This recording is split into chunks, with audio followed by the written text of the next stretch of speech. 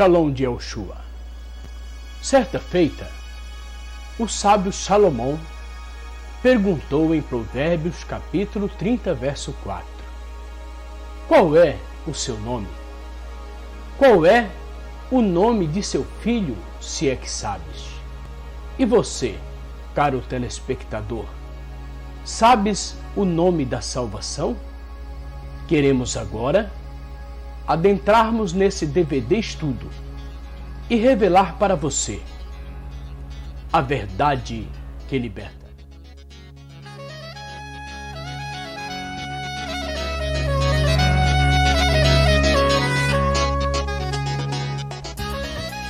Nesses dias do tempo do fim, vivemos a grande expectativa da volta do Salvador. E como foi predito na palavra do Altíssimo, o amor de muitos se esfriaria, a apostasia se manifestaria no coração de muitos, surgiriam falsos profetas, falsos mestres, que introduziriam dissimuladamente heresias destruidoras a ponto de renegarem o soberano Salvador que os resgatou. O mundo vive em torno da grande mentira que predomina sobre os homens na face dessa terra. O diabo, Satã, o pai da mentira, usa suas estratégias satânicas para aprisionar os seres humanos no seu laço do engano. Foi através do uso da mentira que este ser enganou nossos pais primitivos no jardim do Éden e continua naquilo que lhe é peculiar, a mentira, mentindo, procurando a quem possa tragar.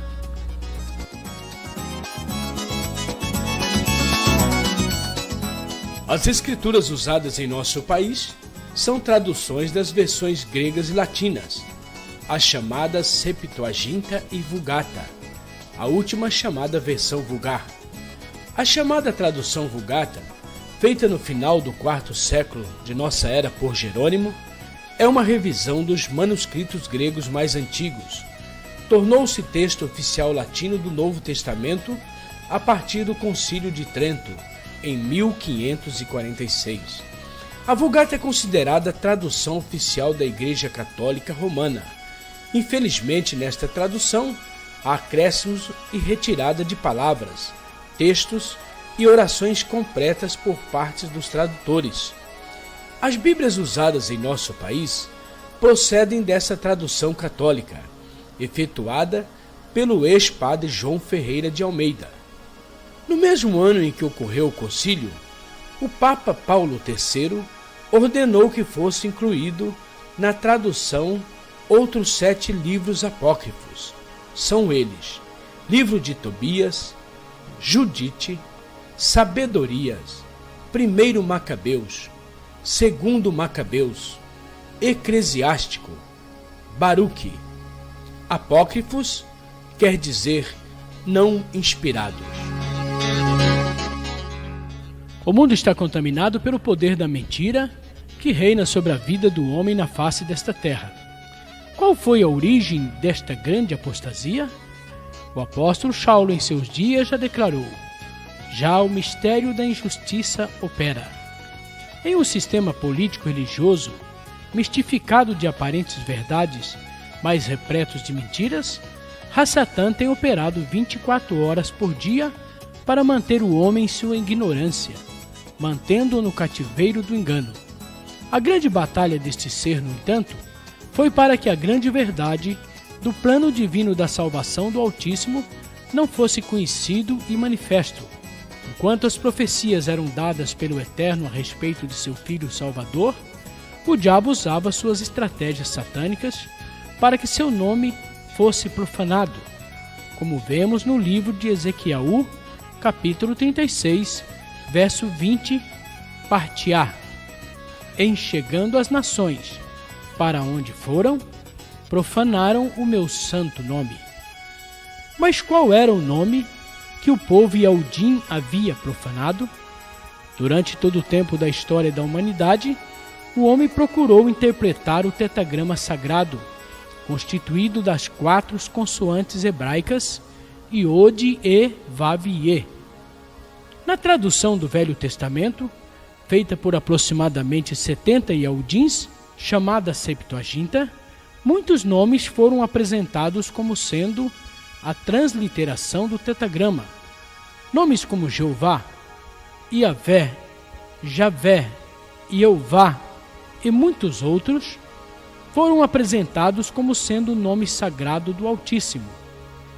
O verdadeiro significado do tetragrama hebraico, a transliteração YHWH, que ao ser acrescentadas as vogais maçoréticas, tornou-se o nome sagrado Yahushua. Este nome sagrado nunca teve nenhuma familiaridade com os nomes errados apresentados pelos homens.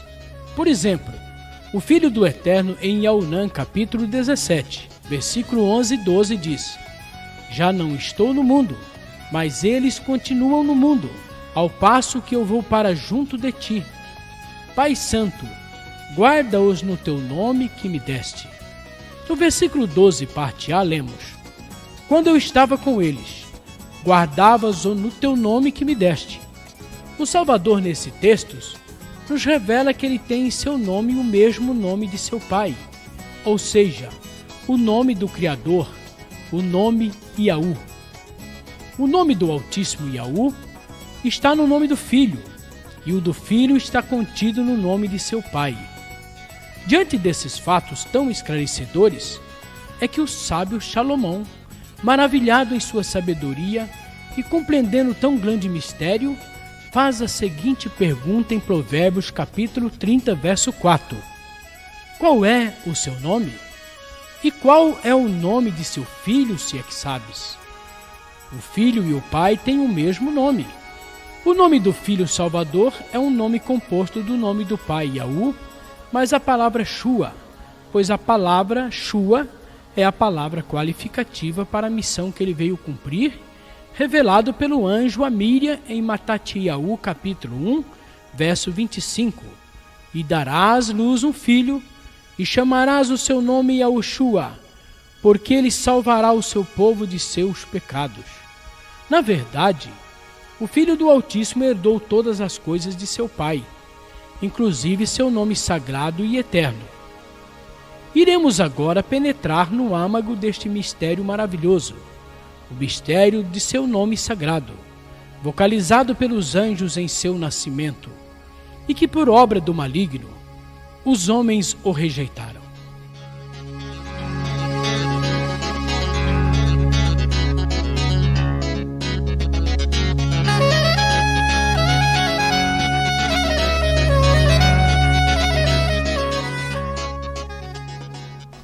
Como observamos, Yahushua, o Salvador, recebeu o nome do Pai.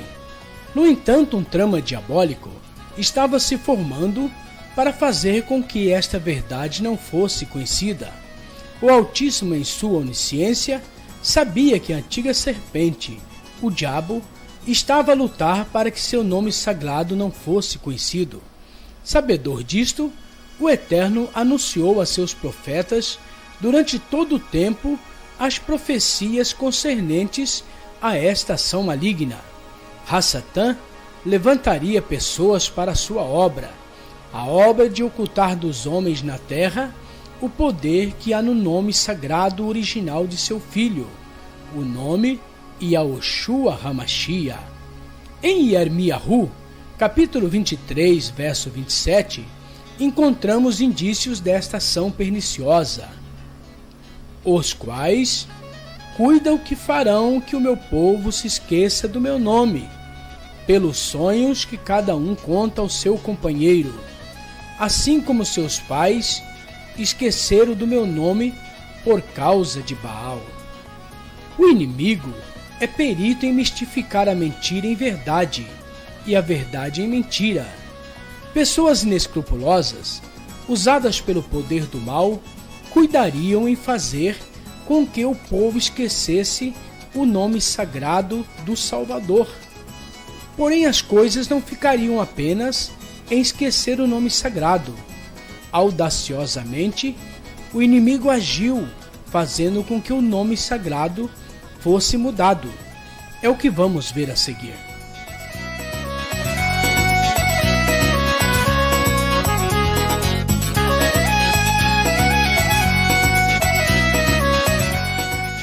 profeta Irmiyahu escreveu no capítulo 11, verso 19, parte B: Destruamos a árvore com seu fruto, cortemo-lo da terra dos viventes, e não haja mais memória do seu nome.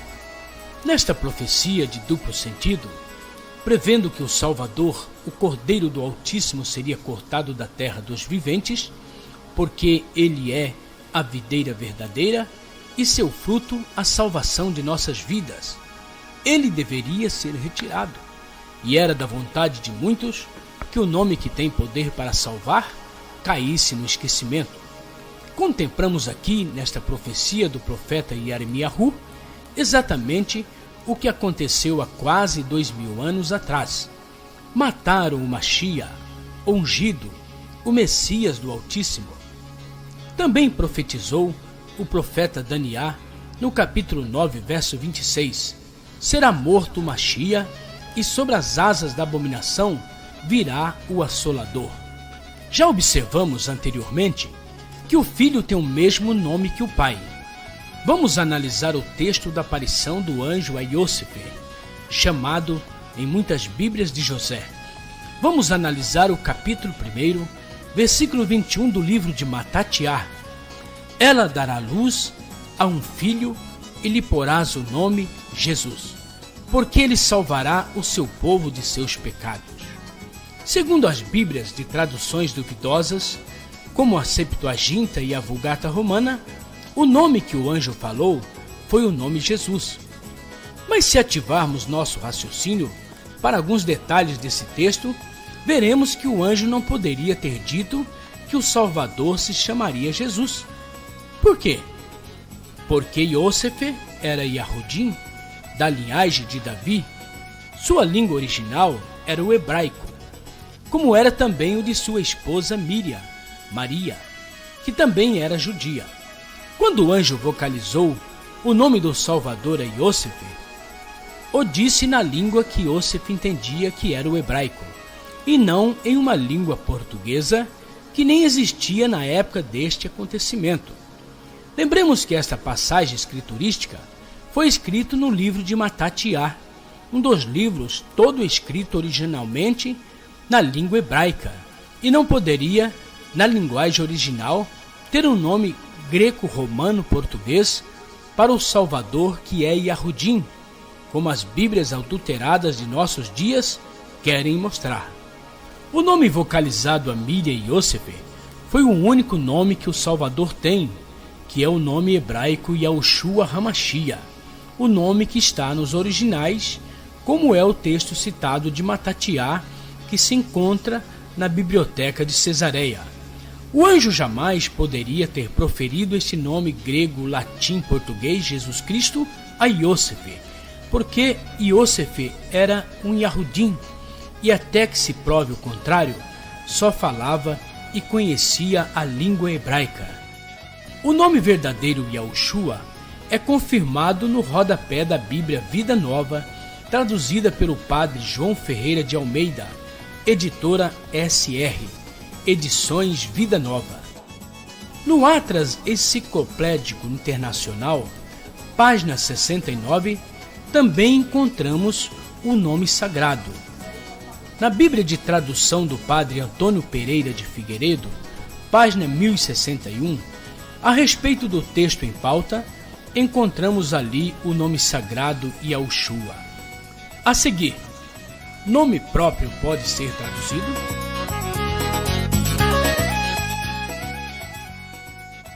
O nome de uma pessoa é algo muito importante. O nome expressa e identifica uma pessoa, sua personalidade, seu caráter. Através do nome, uma pessoa é conhecida, realiza seus negócios e obtém seus documentos. Mas é lícito que o nome de alguém seja mudado? Segundo a legislação de cada país, fraudar o nome de alguém é crime de falsa ideologia. O nome de uma pessoa tem seu valor aonde quer que ela esteja. Nome é mundial. Digamos que alguém se chame Pedro em nosso país e venha viajar, digamos, para os Estados Unidos. Seu nome permanecerá sendo Pedro, mesmo que a pronúncia se tornou Peter. Se você é brasileiro e viaja para o exterior, digamos que para a França, e ao chegar na alfândega francesa, irão pedir seu passaporte. E no seu passaporte estará o único nome que você tem, o nome de sua nacionalidade, não importando qual seja ela. Não é porque você está em outro país que seu nome será mudado. Um exemplo disso tudo encontramos em nosso próprio país, o Brasil, pois quando, digamos, o presidente dos Estados Unidos vem ao nosso país, ele não recebe um nome português só porque se encontra no Brasil. Seu nome continua sendo o nome inglês Bush. Por quê? Porque nome próprio não pode ser traduzido, somente pode ser transliterado. Se de um país para o outro nomes são traduzidos, por que nas manchetes de jornais, rádios, TVs, internet e outros meios de comunicações lemos sempre o nome das pessoas em sua forma original? Por exemplo, o nome hebraico do primeiro-ministro de Israel, o nome Ariel Sharon, continua sendo na mídia brasileira Ariel Sharon. Saddam Hussein é Saddam Hussein. Mike Tyson é Mike Tyson. Nomes podem ser transliterados. Vejamos o exemplo do nome português Maria, que no inglês é Mary e no hebraico é Miriam. Este nome sofreu transliterações em sua forma, permanecendo, porém, com o seu mesmo significado. Ao ser transliterado para outro idioma, nenhum nome pode perder seu real significado. Mudar nomes é crime de falsa ideologia. Observe na capa deste livro que todo o texto foi traduzido, menos o nome do autor, que permaneceu em sua forma original. E por quê? Porque nomes não podem ser traduzidos, e sim transliterados quando assim se desejar. Se nome pode ser traduzido, por que não traduziram também o nome do autor da obra? Por que afinal mudar o nome do Salvador? E quem fez isso? É o que iremos ver a seguir.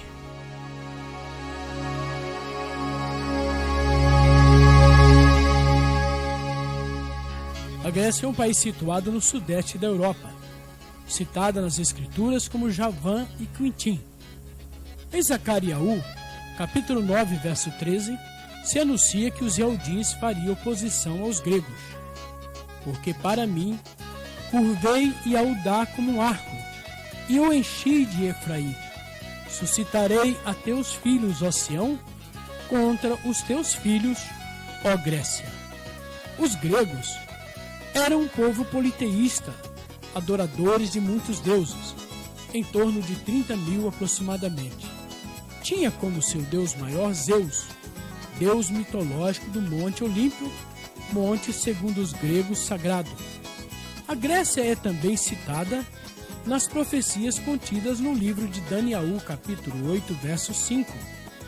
Estando eu observando, eis que um bode vinha do ocidente sobre toda a terra. Este bode tinha um chifre notável entre os olhos. A Grécia é este bode profético. O chifre notável entre os olhos é seu general Alexandre, intitulado O Grande. Os gregos, pelas suas tendências idolátricas, foram os grandes fraudadores das escrituras e do nome sagrado. Este povo, os primeiros a traduzirem dos originais hebraicos as escrituras para seu idioma, substituíram o verdadeiro nome hebraico Yahushua pelo nome grego Iesos, nome este com ramificação gramatical do nome do deus maior da Grécia, Zeus.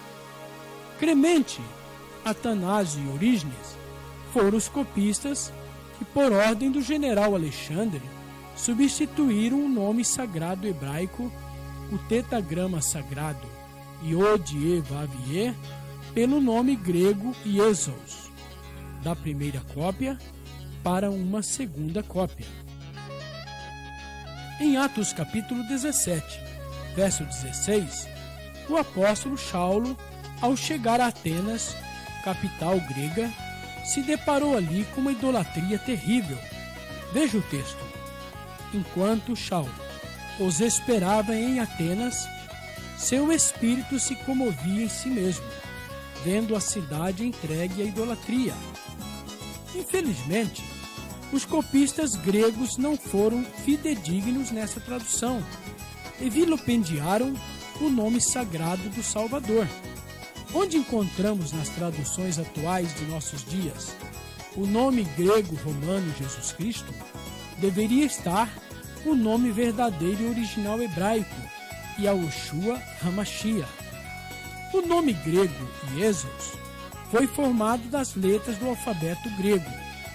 O iota, também usado como Z, a letra eta, a letra sigma, a letra omicron, a letra upsilon e a letra sigma novamente, formando com isto o nome de mais um deus grego falso chamado Iesos, de ramificação gramatical de Zeus, e de onde surgiu o nome falso Jesus, como veremos posteriormente. Por serem politeístas, adoradores de milhares de deuses, os gregos não eram simpatizantes do povo Yaldim, o povo do Altíssimo, principalmente pelo motivo de ser este povo monoteístas, adoradores de um único Adonai, Criador dos céus e da terra. Ao fazerem a tradução para a língua grega, a versão Septuaginta, e se depararem nos manuscritos hebraicos com o nome original, o tetragrama hebraico Yod-He-Vav-He, transliterado para YHWH, trocaram nessa tradução para o nome mitológico Jesus, nome criado para homenagear o deus maior do Olímpio, o Zeus dos gregos. A seguir, iremos conhecer que um outro povo deu continuidade a esta grande fraude.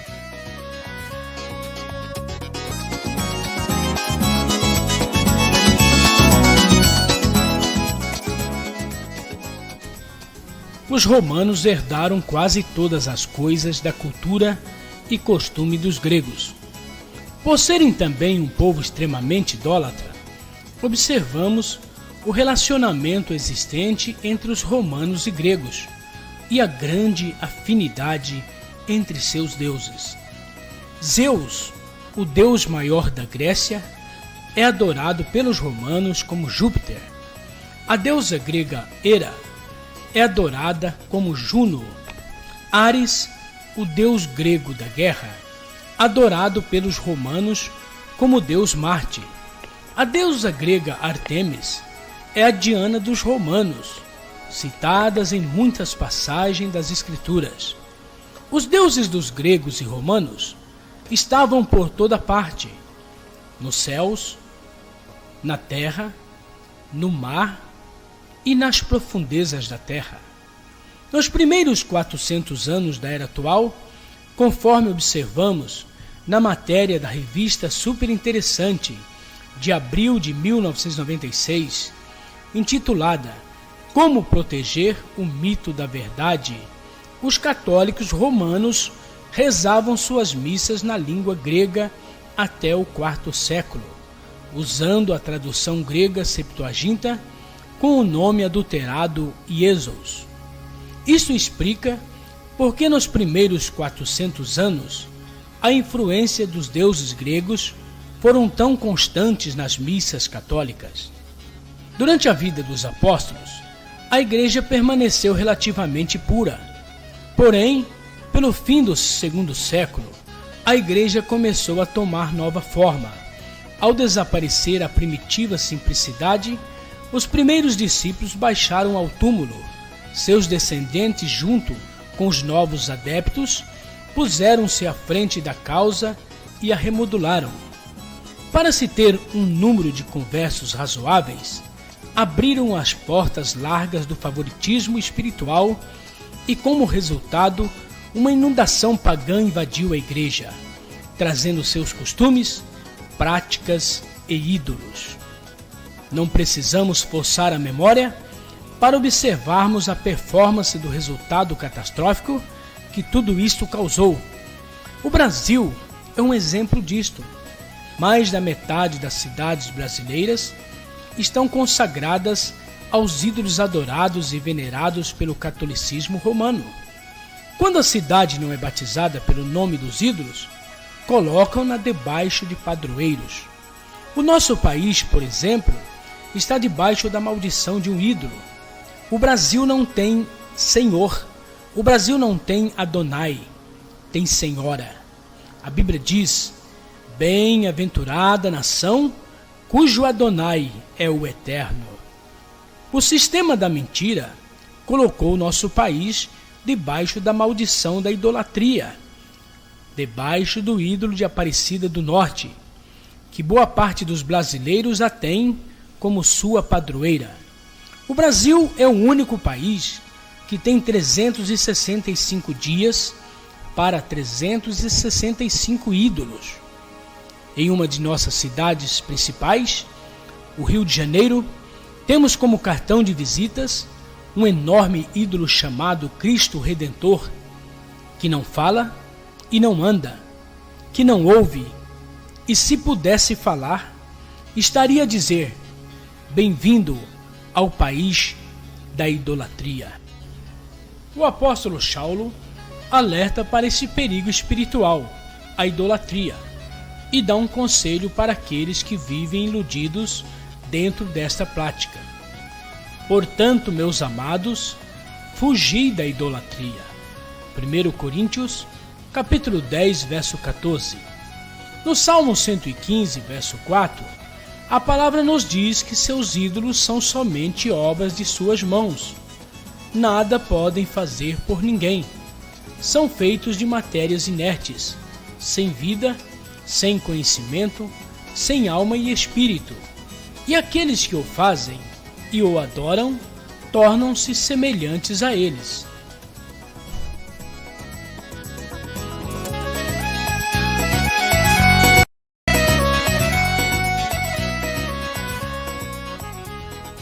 Como já observamos, os gregos e romanos foram os responsáveis pela mudança do nome sagrado Yahushua para o nome grego Iesus.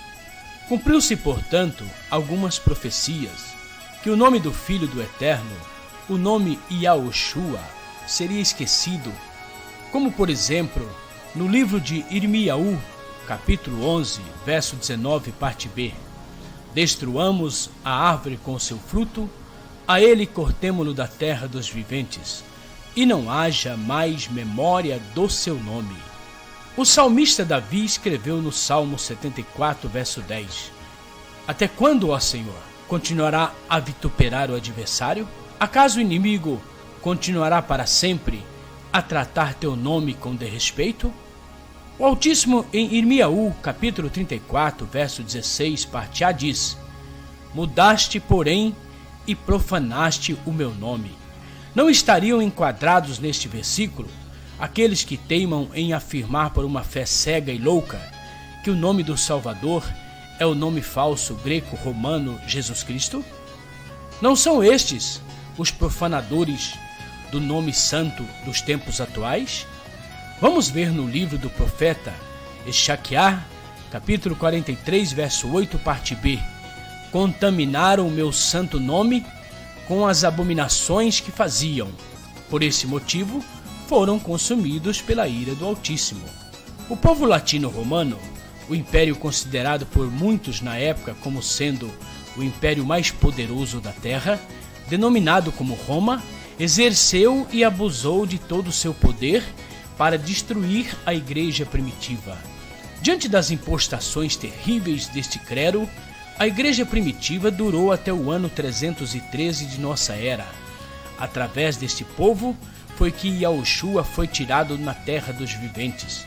A cidade de Yahushalai e o santuário foram destruídos por este povo no ano 70, através de Tito, o general romano e seus soldados.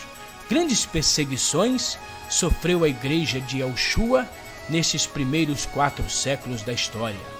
Não iremos narrar com detalhes devido ao tempo que dispomos, mas queremos registrar neste estudo a mais terrível de todas as perseguições que ocorreu no governo de Diocleciano, entre o ano 303 ao ano de 310, quando este imperador expediu um edito ordenando que todas as escrituras fossem queimadas.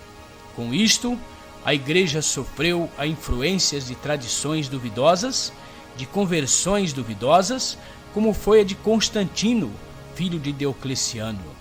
No final do quarto século, um papa por nome Damasus, no ano de 383, comissionou a Jerônimo para efetuar a tradução das escrituras gregas para o latim.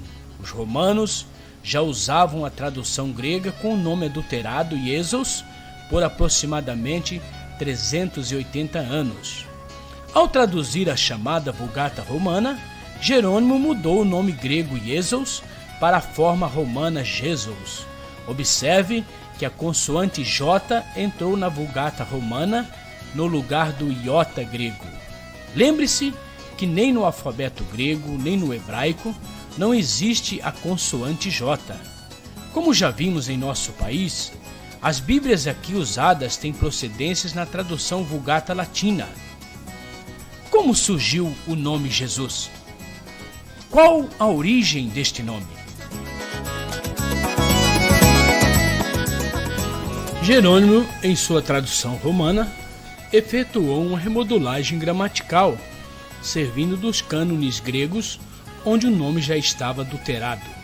Pois lembremos que ao criar a Vulgata, Jerônimo não usou os originais hebraicos com o nome original Yahushua, mas sim a tradução adulterada grega, a Septuaginta, com o nome falso grego Iesos. Na tradução latina Vulgata, o nome tornou-se Jesus. Mais tarde, uma nova remodelagem foi feita para o latim. O nome Jesus tornou-se Iesves, que tem suas origens no Iesos dos gregos. Os latinos romanos usavam na sua língua original a consoante V no lugar da vogal U. Observe na ilustração do século XII, denominada Cristo em Majestade, de um saltério para uma abadia em Londres, vemos claramente o V sendo usado no lugar da vogal U do nome latino Iesves, ou seja, Iesus. Na parte inferior esquerda e direita da ilustração, o mesmo acontece com os nomes Marcos e Lucas, ambos com a consoante V no lugar da vogal U. Nesta gravura e outras tantas, observamos que o povo itálico romano sabem que o Iesves romano é o mesmo Iesus grego. Os romanos foram 100% influenciados pela cultura religiosa dos gregos. O Brasil teve uma total influência religiosa do povo itálico romano. Tanto isto é real, que as Bíblias usadas em nosso país são provenientes da tradução romana, a Vulgata Latina de Jerônimo. O padre português João Ferreira de Almeida, mais tarde convertido ao cristianismo, foi quem traduziu em 1676 a Vulgata Latina para a língua portuguesa. Mas uma remodelagem gramatical foi efetuada nesta tradução.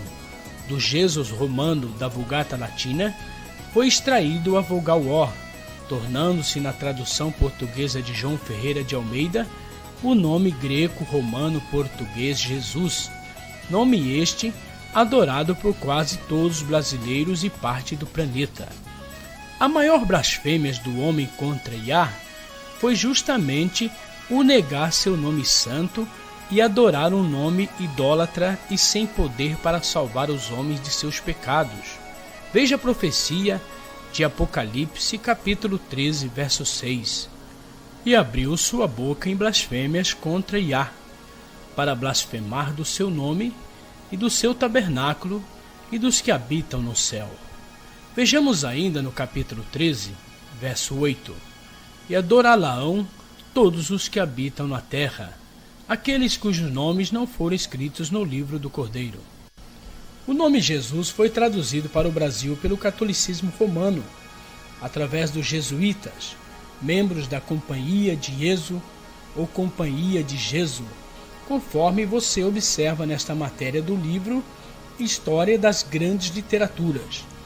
No Dicionário Enciclopédico Ilustrado Formar, lemos na página 1714, no item Jesuítas, religiosos da Companhia de Jesus, ordem religiosa formada por Inácio de Loyola. Neste site, no endereço desse site, temos as seguintes informações a respeito desta facção religiosa responsável pela divulgação do nome falso em nossa nação. Através dos jesuítas, quando aqui estiveram na época do descobrimento do Brasil, foi que o nome falso do ídolo greco-romano Jesus foi trazido para a nossa nação na forma do nome Jesus para que aqui fosse adorado.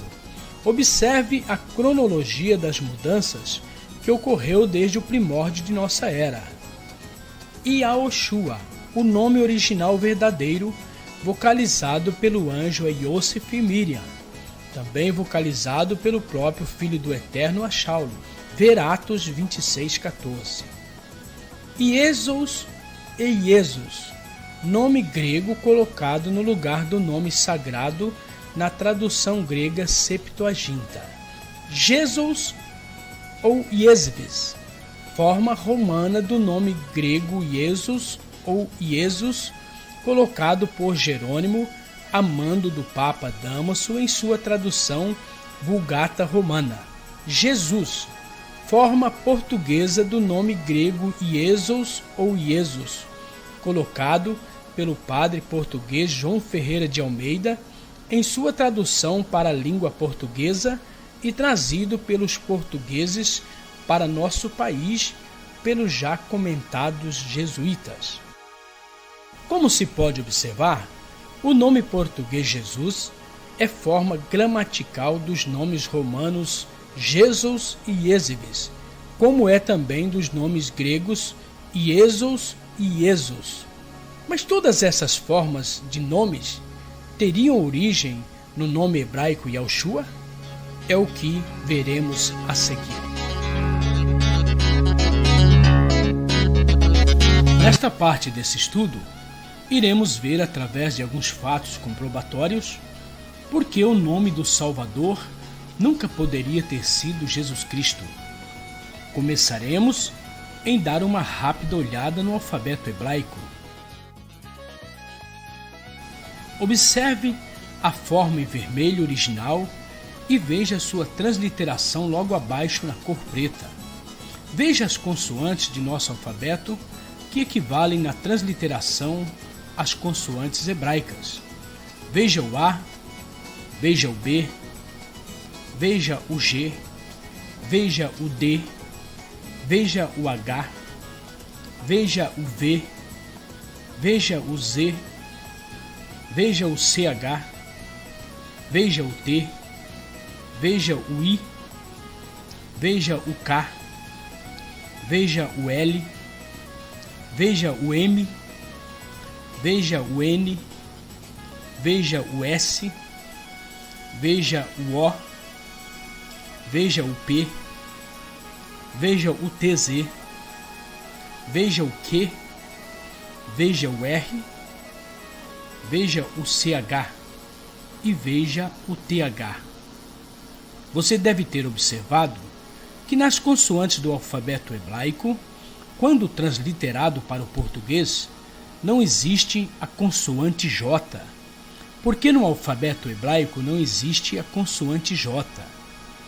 Agora lhe pergunto, como pode o Salvador Yahudim ter um nome com uma consoante que nunca existiu na língua, no alfabeto de sua nacionalidade, se na língua hebraica não existe nem o som nem a consoante J?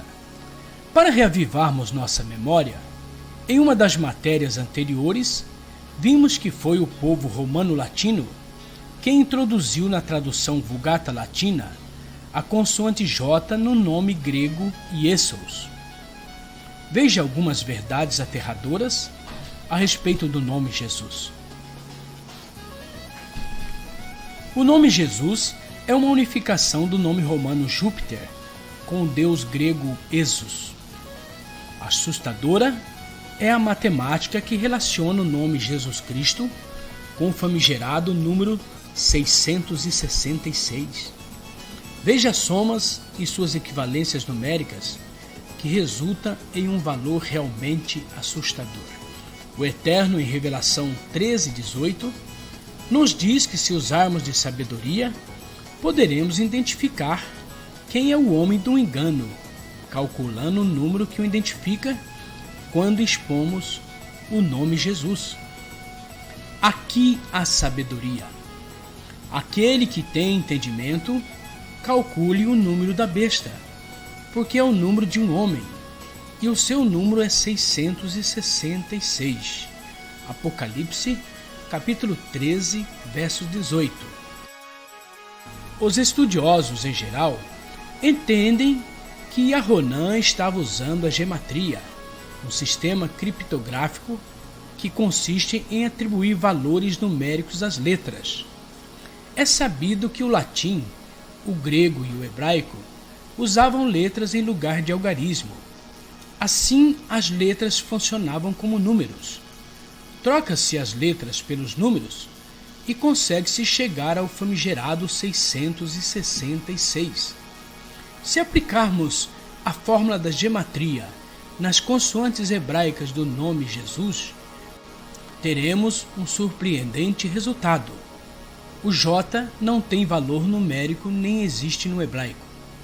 O E não tem valor numérico no hebraico. O S, o Samik no hebraico, tem um valor numérico de 60. O U, o Vav, no hebraico, tem um valor de 6. O S, o Samik no hebraico, também tem um valor de 60.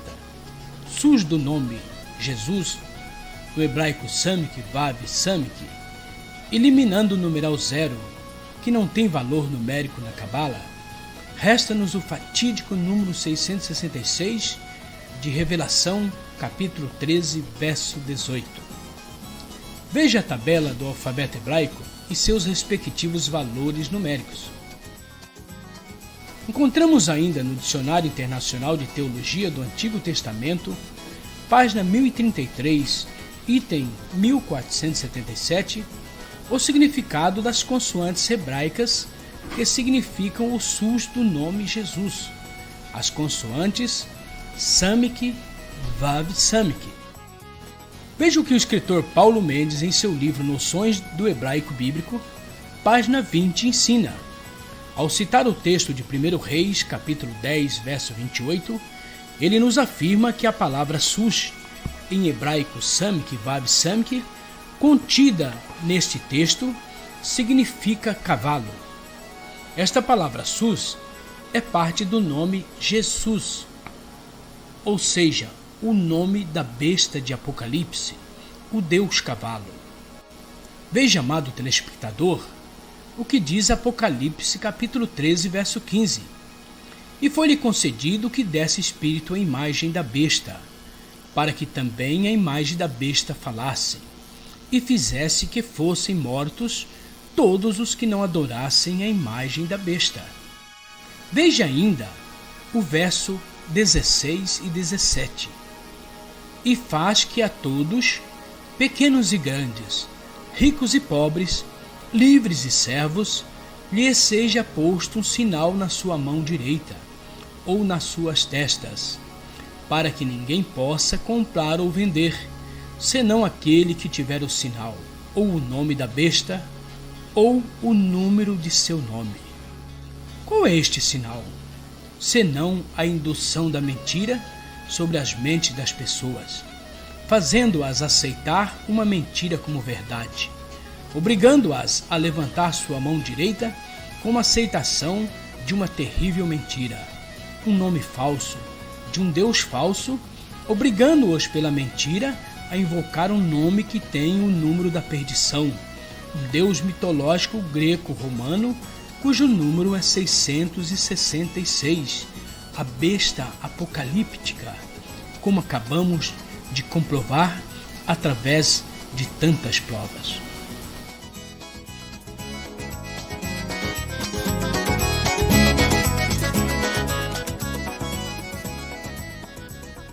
As Escrituras Sagradas nos revelam um tempo final de dificuldades para aqueles que não amaram a verdade. Dia de angústias. Sofonias, capítulo 1, verso 15 nos diz: aquele dia será um dia de indignação, dia de tribulação e de angústia, dia de alvoroço e de assolação, dia de trevas e de escuridão, dia de nuvens e de densas trevas.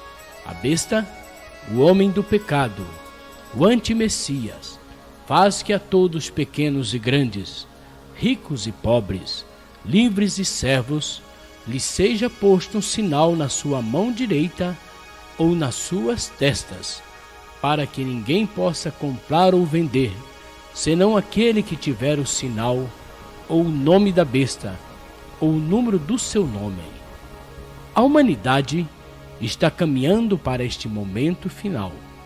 Cientistas há anos já pesquisam e planejam e já desenvolveram, junto com as instituições financeiras do mundo, o biochips e anunciaram o projeto Sociedade Global Sem Dinheiro. Todos os sistemas de transação estão sendo feitos com segurança, adotando protocolos fixos. Transação eletrônica segura, 7MEC Mondex, é uma combinação das palavras monetário e Dexter. A edição da enciclopédia de dicionário da Webster define esta fórmula como Mondex, Mon, de monetário, pertencendo ao dinheiro, Dexter, Dex, pertencendo ou localizado à mão direita. 7MEC, 7 é o deus egípcio do mal ou Satanás. MEC é a marca da besta 666, que vem junto com o microchip, que pode vir em forma de cartões de crédito, onde se pode usar um dispositivo no seu interior com os dados de transferência eletrônica pessoal. A Motorola é que está produzindo microchips para a Mondex Smart Card, que desenvolveu vários implantes em humanos usando biochips. O chip BT952000 foi criado pelo Dr. Carl Sanders, que foi orientado em 17 reuniões da nova ordem mundial para que se pudesse ser desenvolvido um dispositivo para uso global para identificação de humanos para o propósito do comércio econômico global. O biochip mede 7 mm de comprimento e 0,75 mm de largura, mais ou menos o tamanho de um grão de arroz. Contém um transponder e uma bateria de lítio recarregável. A bateria é carregada por um circuito de termopar, que produz voltagens de flutuações com a temperatura do corpo. Eles gastaram mais de 1,5 milhões de dólares nos estudos para saber o melhor local para colocar esse biochip no corpo humano. Eles só acharam 2 lugares satisfatórios e eficientes: a testa, debaixo do couro cabeludo, e a parte de trás da mão, especificamente a mão direita. As Escrituras Sagradas nos diz: e fez que a todos, pequenos e grandes, ricos e pobres, livres e escravos, lhes fosse posto um sinal na mão direita ou na fronte. Mais de 250 corporações em 20 países estão envolvidos trazendo a Mondex para o mundo, e muitas nações já foram privilegiadas para usar o sistema. Entre essas nações estão Reino Unido, Canadá, Estados Unidos da América, Austrália, Nova Zelândia, Israel, Hong Kong, China, Indonésia, Macau, Malásia, Filipinas, Singapura, Tailândia, Índia, Taiwan, Sri Lanka, Costa Rica, Guatemala, Nicarágua, Panamá, Honduras, El Salvador e agora o Brasil. É esperado que a União Europeia adote o sistema da Mondex, como a moeda corrente, como saída unificada entre eles. Eles estão produzindo atualmente 1 bilhão de biochips Mondex por ano, e eles já estiveram em produção durante pelo menos 1 ano. Eles descobriram que se o chip estivesse no cartão, haveria alguns problemas sérios. O chip podia ser cortado e informações seriam mudadas ou falsificadas. Os valores podem ser alterados, pode ser quebrado, roubado ou perdido. Paralelamente, algumas empresas estão trabalhando formas de monitorar as pessoas para efeito da diminuição da violência. O Banco Bradesco, por exemplo, começou a utilizar em 2008 um sistema de autenticação do cliente pela palma da mão. Para retirar dinheiro em um caixa eletrônico, o cliente coloca a mão aberta em um scanner e esse reconhece a mão e libera o dinheiro. Basta somente que a mão da pessoa esteja pré-cadastrada no sistema do banco. O sistema reconhece o padrão das veias da mão, que é único em cada indivíduo, tornando impossível qualquer tipo de fraude. Aceitar o sistema maligno e receber a marca da besta significa aceitar o sistema satânico contra o Todo-Poderoso Yahu e seu Filho Salvador Yahushua HaMashiach. Cuidado! Sem que você saiba, você já pode estar sendo monitorado pelo sistema.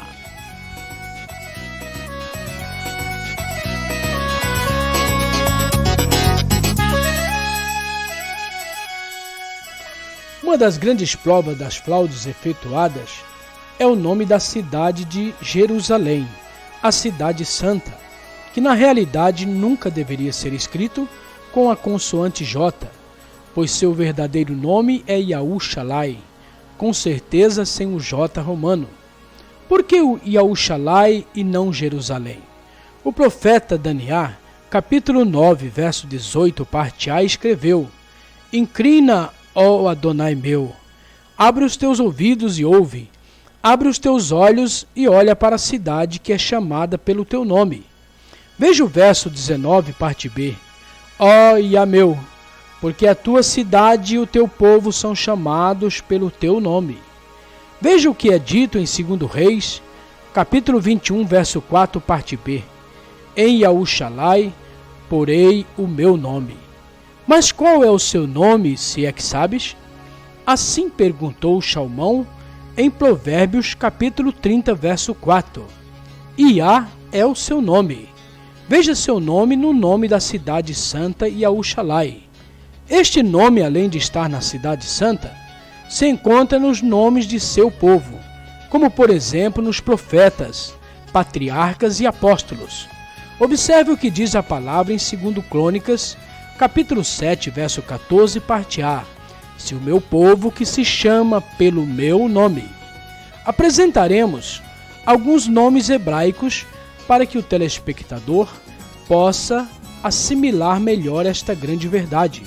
Observe em destaque na cor vermelha o nome do Altíssimo nos nomes hebraicos.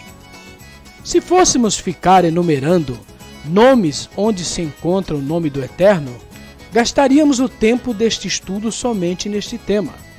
Já conhecemos a grande mentira a respeito do nome falso Jesus, seu significado e quem realmente ele é, e como este nome grego Jesus Cristo se perde no descrédito diante das verdades e dos fatos.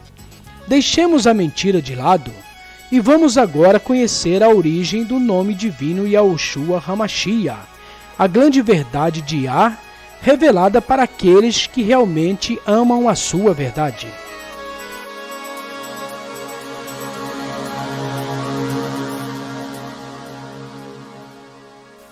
Quando elaboramos um estudo genealógico a respeito da origem do Salvador, as verdades de sua origem vêm à tona. Ao analisarmos o texto de Apocalipse, capítulo 5, verso 5, o Salvador Yahushua é chamado o leão da tribo de Eudá, a raiz de Davi. Vamos analisar um pouco a história sobre a tribo de Eudá. Esta quarta tribo se originou do quarto filho de Jacó, um dos 12 filhos do patriarca. Veja o texto de Gênesis capítulo 35, verso 23. Rubem, o primogênito de Jacó, Simeão, Levi, Eudá, Isacar e Zebulon, filhos de Lia. O rei Davi reinou sobre esta tribo por 7 anos e meio. O Salvador Yahushua tem suas raízes genealógicas nesta tribo. Veja Matatiaú, capítulo 1, verso 3. Eudá gerou de Tamar a Pérez e a Zerá. Pérez gerou a Esrom. Esrom a Arão. Observe o texto de Lucas, capítulo 3, verso 4. Eudá, filho de Jacó. Jacó, filho de Itzaque. Itzaque, filho de Abraão. Este filho de Terá, filho de Naor. O autor das epístolas aos Eudins, no capítulo 7, verso 14, revela a procedência genealógica do Salvador. Pois é evidente que nosso Senhor procedeu de Eudá, tribo a qual Moshe nunca atribuiu os sacerdotes. Veja o depoimento genealógico em Yeshayahu, capítulo 11, verso 1. Do tronco de Esef sairá um rebento, e das suas raízes um renovo. Veja em Yarmiaú, capítulo 23, verso 5, parte A. Eis que vem dias, diz o Senhor, em que se levantará a Davi um renovo justo. Todos os indícios nas Escrituras nos levam para um Salvador totalmente Yahudim. Em Lucas capítulo 2, verso 11, encontramos seu local de nascimento. É que hoje vos nasceu na cidade de Davi o Salvador, que é o Machia, o Adonai. Vejamos ainda o verso 2, parte A do mesmo capítulo. Yosef também subiu da Galileia, da cidade de Davi, chamada Etienne. Veja a declaração do próprio Salvador Yahushua em Apocalipse capítulo 22, verso 16, parte B. Eu sou a raiz e a geração de Davi. Quando o rei Herodes quis saber onde nasceria o Salvador, os sacerdotes e escribas prontamente lhe responderam, baseando-se nas informações proféticas contidas em Matatiaú, capítulo 2, verso 5. Em Betiem da Eudá, ou seja, em Belém da Judéia, porque assim está escrito por intermédio do profeta. De qual profeta se referiam os sacerdotes e escribas? Se referia ao profeta Micaiaú, ou seja, o profeta Miqueias. E o texto citado era o capítulo 5, verso 2, parte A, onde o profeta diz: E tu, Betiem, terra de Eudá, não és de modo alguma a menor entre as principais de Eudá, porque de ti sairá o guia que há de apacentar o meu povo Yashihorou. Por fim, declaramos a afirmação do Salvador Yahushua, a mulher samaritana no poço de Jacó, em Yaunã, capítulo 4, verso 22, parte B.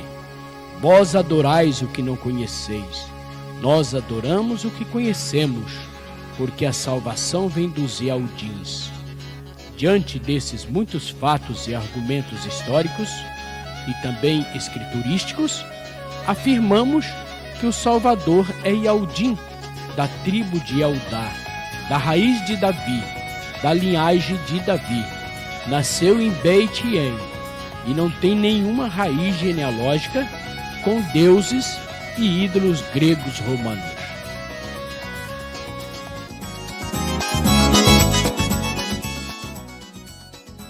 Nos primórdios de nossa era, encontramos indícios dentro da própria Escritura que os apóstolos pregaram o nome Yahushua. O próprio Salvador Yahushua revelou seu nome a Saulo de Tarsis no caminho para Damasco, registrado no livro de Atos, capítulo 26, verso 14. E caindo todos nós por terra, ouvi uma voz que me falava em língua hebraica. Observe nesse texto que as Escrituras afirmam que o Salvador Yahushua falava com Saulo na língua original hebraica.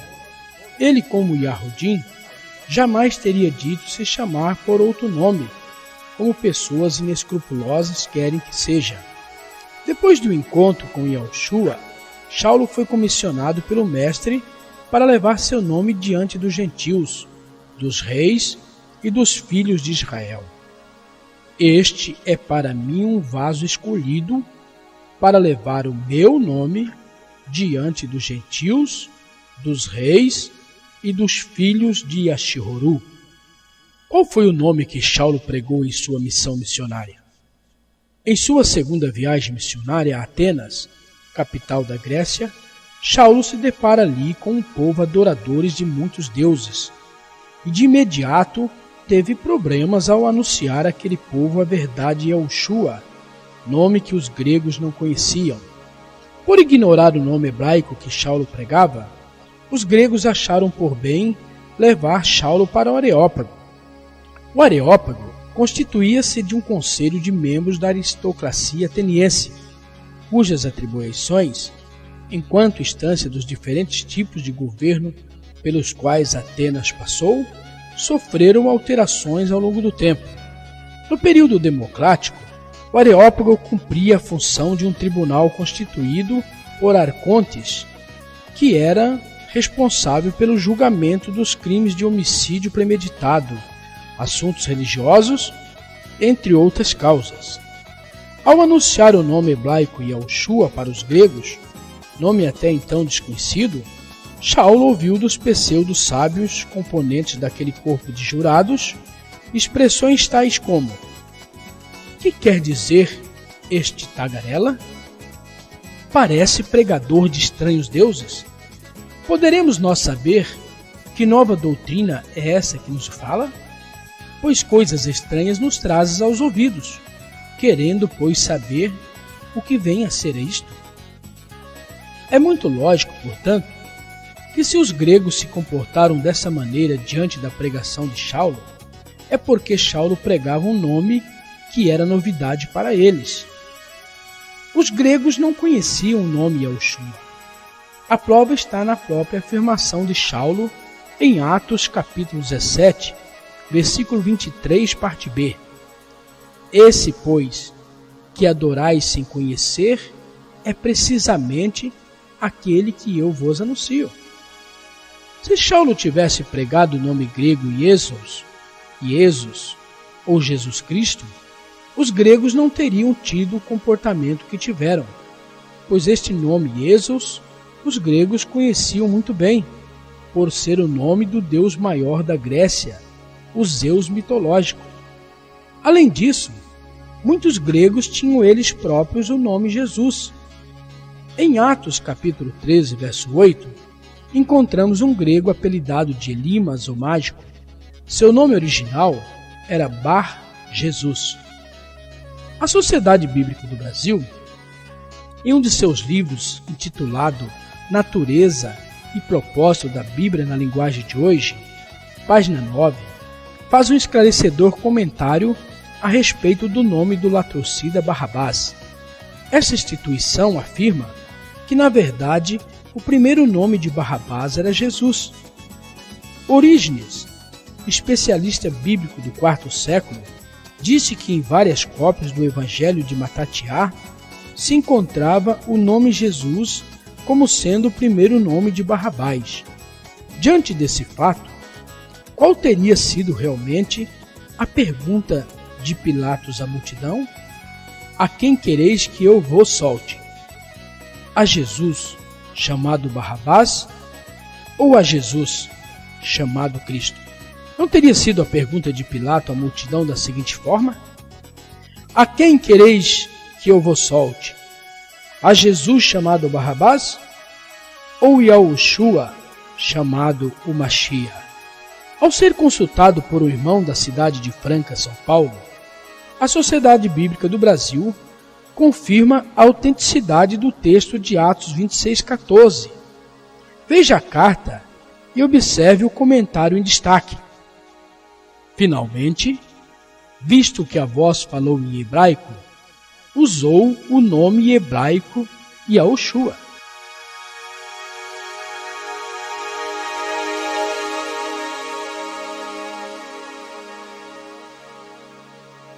Nas primeiras décadas da Igreja, os discípulos de Yahushua eram chamados de messianistas.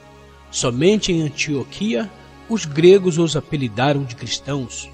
Em Atos 21, temos mais um texto que prova que os apóstolos pregaram o nome original hebraico, pois ao falar em língua hebraica com a multidão, certamente anunciaram o nome hebraico Yahushua HaMashiach. Ainda que os tradutores escondam o nome do Eterno nas suas traduções da Bíblia, existe o original hebraico para revelar a verdade, os quais cuidam em fazer que o meu povo se esqueça do meu nome, pelos seus sonhos que cada um conta ao seu companheiro, assim como seus pais se esqueceram do meu nome por causa de Baal. Irmiaú, capítulo 23, verso 25 e 27. Não é isso que os tradutores têm feito? Estão fazendo o povo se esquecer do nome do Eterno por causa de Baal, de Quírios, de Lorde, de Senhor, de Teus, de Gode, Deus, Iesus, Iesos, Jesus e Zeus. São esses ídolos que estão tomando indevidamente o lugar de Yahu, o Adonai de Yashihoru. Existe uma maldição para quem não dar honra ao nome do Eterno. Se não o ouvirdes, e se não propuserdes no vosso coração dar honra ao meu nome, diz o Yahu dos exércitos, enviarei sobre vós a maldição, e amaldiçoarei as vossas bênçãos. Já as tenho amaldiçoado, porque vós não propondes isso no vosso coração. Malaquiá, capítulo 2, verso 2. Ainda que pessoas inescrupulosas queiram continuar a achar que podem ocultar o nome sagrado, temos, no entanto, visto milhares de vidas pregando em toda a face da terra esta verdade que liberta. Somente na internet, além de outros meios de comunicações, mais de 1 milhão de sites estão a pregar o nome de Yahushua HaMashiach, cumprindo a profecia de Yashayahu, Isaías, capítulo 52, verso 6, parte A. Portanto, o meu povo saberá o meu nome. Existe uma bênção para quem der honra ao nome de Yahu, mas para vós outros, que temei o meu nome, nascerá o sol da justiça, trazendo salvação nas suas asas. Saireis e saltareis como bezerros soltos da estrebaria. Malaquiá, capítulo 4, verso 2. O salmista Davi disse: bendize, ó minha alma, a Yahu, e tudo o que há em mim, bendiga o seu santo nome. Salmos, capítulo 103, verso 1. Em Ioiá, capítulo 2, verso 32, e em Atos, capítulo 2, verso 21, também em Romanos, capítulo 10, verso 13, encontramos a seguinte palavra: e acontecerá que todo aquele que invocar o nome de Yahu será salvo. E Irmiaú disse o seguinte: achadas as tuas palavras, logo as comi. As tuas palavras me foram gozo e alegria para o coração, pois pelo teu nome sou chamado, ó Yahu, Adonai dos exércitos. Alimente sua alma desta verdade. Fuja agora da mentira. Fuja agora da marca fatídica da besta, que está a marcar nas mãos e nas frontes muitas vidas. Fuja do Deus cavalo, a besta de revelação descrita no capítulo 13 de Apocalipse. O homem do pecado, o iníquo, o anti-Machia. Cuidado com aqueles que dizem que nome não tem importância. Cuidado com aqueles que dizem que o nome sagrado Yahushua é só lá em Yashihoru. Medite na afirmação das Escrituras, que afirma que somente um nome foi dado entre os homens pelo qual importa que sejamos salvos. E não há salvação em nenhum outro, porque debaixo dos céus nenhum outro nome foi nos dado, pelo qual importa que sejamos salvos. Atos capítulo 4, verso 12. Portanto, Yahu o exaltou sobremaneira, e lhe deu o nome que está acima de todo nome. Filipenses capítulo 2, verso 9. A todos quantos o receberam, a saber, aos que creem no seu nome, deu-lhes o direito de se tornarem filhos de Yahu.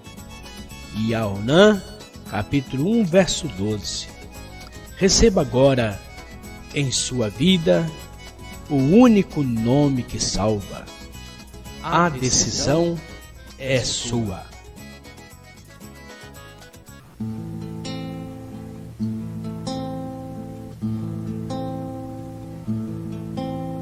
שיר למעלות, אשא אל עיניי